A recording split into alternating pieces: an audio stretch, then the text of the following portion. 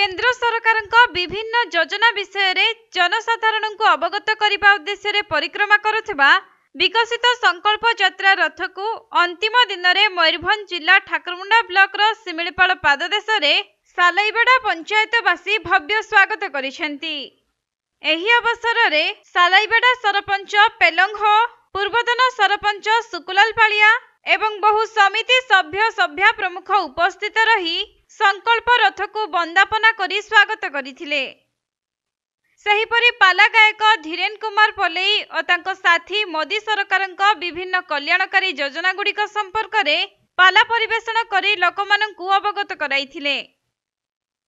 परे आयोजित सभारे पंचायतर विभिन्न स्वयं सहायक गोष्ठीर महिला अंगनवाड़ी कर्मी आशा कर्मी समेत शह शह महिला और पुरुषों उपस्थिति रे एलईडी माध्यम प्रधानमंत्री नरेंद्र मोदी जनकल्याणकारी वीडियो वार्ता प्रसारण करा जायथिला। एही परिप्रेक्षी रे उपस्थित समस्त पुरुष एवं महिला देश को 2047 मसीहा सुधा विकसित करी विश्व रे श्रेष्ठ करी गढ़ी तोलिबा पई शपथ पाठ करिथिले।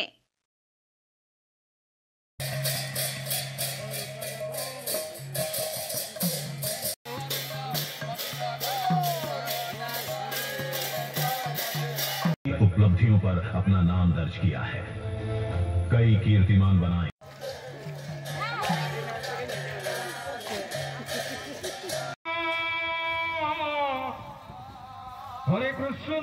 मयूरभंज जिला करंजियारू सचिदानंद पल्लेई रिपोर्ट, कोणार्क लाइव।